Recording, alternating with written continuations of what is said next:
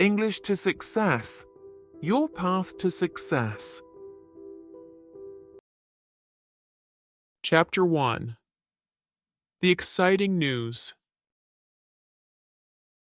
Anna was sitting at her desk in her bright classroom, feeling the warm sunshine coming through the windows. It was a calm and sunny afternoon, and all the students were looking forward to the weekend. Suddenly, Mr. Collins, her teacher, stood up at the front of the class and smiled. "Class, I have some exciting news," he said. "We are going on a field trip to the big city museum next Friday." Anna's eyes grew wide, and her heart started to race with excitement. She had always dreamed of visiting the big city museum. She had read about it in her books, about the giant dinosaur bones, the ancient treasures, and the beautiful paintings. She had always wanted to see them in real life. She looked around the room, and all the other students were just as excited as she was. When the bell rang, marking the end of the school day, Anna quickly packed her things. She felt her backpack bounce against her back as she rushed home, her feet barely touching the ground. As soon as she opened the front door, she ran inside and shouted, "Mom! Dad! I've got exciting news! We're going to the museum! The big city museum!" Her parents looked at each other and smiled. "That sounds amazing! You're going to have so much fun, Anna," her mom said. Her dad nodded. "I can't wait to hear all about it when you get back." Anna was so happy she could hardly sit still. That night she lay in bed, thinking about all the incredible things she would see at the museum. She imagined standing in front of giant dinosaur skeletons, touching real ancient treasures, and looking at famous paintings from long ago. She couldn't wait. Chapter 2. Getting Ready for the Trip. The next day, Anna woke up early. The sun was shining through her window, and she felt excited as soon as she opened her eyes. "Today's the day," she thought. "I need to get ready for the trip." Anna quickly jumped out of bed and ran to her closet. She picked out her favorite red t-shirt, her comfortable denim shorts, and her new sneakers. She knew that they would be walking around a lot at the museum, and she wanted to make sure she was comfortable. After choosing her clothes, Anna began to pack her backpack. She carefully placed her notebook inside so she could write down interesting facts at the museum. She also put in her favorite pen with a little star on top and a small camera to take pictures of everything. She thought she might forget something, so she checked her bag one more time. Finally, she tucked the money her mom had given her into her jacket pocket. That evening, Anna called her best friend, Leo. She was so excited to share the news. "Leo," she said, "we're going to see real dinosaurs, and we'll take lots of pictures.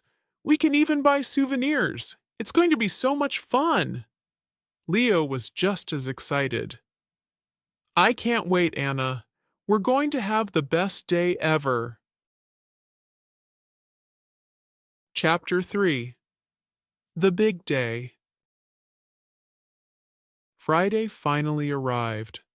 Anna woke up early, her heart racing with excitement. She quickly jumped out of bed and ran to the bathroom. After getting dressed, she hurried to the kitchen, where her mom had made pancakes with honey, Anna's favorite breakfast. She ate quickly, but all she could think about was the museum. "Don't forget to check your ticket, Anna," her dad reminded her as she ate. Anna smiled and patted her jacket pocket. She had made sure to put the ticket inside. Everything was ready. The trip was finally here. After breakfast, Anna grabbed her backpack and ran out the door to meet Leo at the bus stop. The sun was shining brightly, and the sky was clear and blue. It was the perfect day for a trip to the museum. When Anna saw Leo at the bus stop, she smiled and waved. "Look, Leo, here's my ticket," she said, holding it up proudly. Leo smiled back, his blue eyes sparkling. "We're going to have so much fun today, Anna." Chapter 4: The Missing Ticket. As Anna and Leo waited for the bus, Anna reached into her jacket pocket to show Leo the ticket again. But when she pulled her hand out, the ticket was gone. Her heart skipped a beat, and she felt her stomach drop. "What? Where is it?" Anna asked, panic rising in her chest. Anna checked her backpack quickly, but the ticket wasn't there either. "Oh no!" she cried. "I lost my ticket. I can't go on the trip now." Leo's eyes grew wide, but he tried to stay calm. "Don't worry, Anna. Maybe you dropped it somewhere. Let's retrace your steps and find it," he suggested. Anna and Leo walked back along the sidewalk, looking carefully at the ground and the bushes along the path. They even checked under the benches and in the trees. But the ticket was nowhere to be found. The bus pulled up, and Anna felt her heart sink even more. "I won't be able to go," she said sadly, watching her friends begin to board the bus. "What should I do?" Chapter 5: Asking for Help. Anna ran to Mr. Collins, her teacher, who was standing by the bus. She felt tears welling up in her eyes. "Mr. Collins," she said, her voice shaking, "I lost my ticket. I can't go to the museum." Mr. Collins looked at her with a kind face. "I'm really sorry, Anna," he said gently. "Without a ticket, you can't come on the trip." Anna felt terrible. She watched as her friends climbed onto the bus, their faces full of excitement. She didn't want to be left behind. She wanted to go to the museum more than anything. Leo didn't want to leave Anna alone. "Wait here, Anna," he said. "I'll figure something out." Leo ran to the other students and quickly told them about Anna's lost ticket. The students looked around, checking the bus stop and the nearby park, hoping to find the missing ticket. Chapter 6: A Helping Hand. While Anna sat on the bench, feeling sad and worried, a kind old woman walked by. She had silver hair and a warm smile. She noticed Anna's sad face and stopped.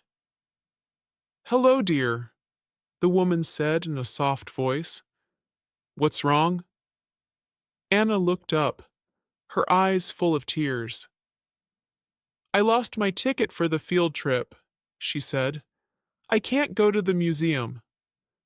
The woman smiled kindly and said, "Don't worry. Let me help you find it." The old woman began looking around carefully, her sharp eyes scanning the ground. After a few minutes, she walked over to a small bush near the sidewalk. "Is this your ticket?" she asked. Anna stood up quickly and ran to the bush. She could hardly believe her eyes. There, stuck in the branches, was the missing ticket. "Yes, that's it!" Anna exclaimed, her face lighting up with happiness. She thanked the woman over and over, feeling incredibly lucky. Thank you so much, she said, her voice full of gratitude. Chapter 7. The Bus Ride. Anna clutched her ticket tightly in her hand and ran back to the bus as fast as she could. She waved her arms and shouted, "I found it!" "I found my ticket." Mr. Collins saw her and smiled. "You made it just in time," he said, as Anna climbed onto the bus. Anna and Leo sat down together, laughing with relief. Anna looked out the window as the bus began to move, feeling the breeze on her face. She was finally going to the museum.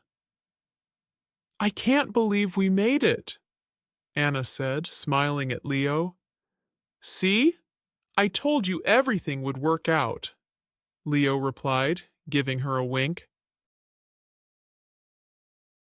Chapter 8. At the Museum. When the bus arrived at the museum, Anna and Leo were amazed by the grand building. The tall columns and huge glass doors made the museum look like something from a fairy tale. Inside, the museum was even more incredible. There were giant dinosaur skeletons, ancient Egyptian treasures, and old paintings from famous artists. Anna and Leo quickly went to the dinosaur exhibit. They saw bones that were bigger than anything they had ever imagined. Anna took pictures with her camera, and Leo made silly faces in front of the skeletons, making Anna laugh so hard she could hardly breathe. They spent hours exploring every corner of the museum. They even got to touch real fossils and listen to a guide tell them stories about the ancient world. Chapter 9. A Special Gift. At the end of the museum tour, Anna and Leo visited the gift shop. Anna had already decided that she wanted to buy a souvenir to remember this amazing day. She picked out a tiny dinosaur keychain, but when she checked her money, she realized she didn't have enough. Anna's face fell. "I really wanted this keychain," she said softly.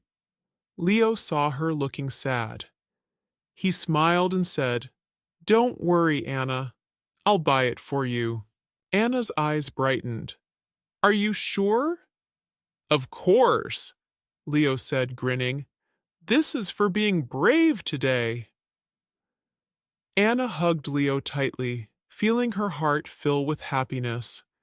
She knew this was a special gift, not just because of the keychain, but because of Leo's kindness. Chapter 10. The Lesson Learned. As Anna sat on the bus on the way home, she thought about everything that had happened. She remembered how excited she was to go to the museum, how she had lost her ticket, and how Leo and the kind woman had helped her. She realized that sometimes, even when things go wrong, there's always a way to fix them. With a little help from friends and strangers, everything can work out. That night, when Anna was in bed, she thought about the lesson she had learned. She promised herself to be more careful with important things and to always help others when they needed it, just like Leo had helped her. With a smile on her face, Anna closed her eyes and drifted off to sleep, dreaming of her next great adventure.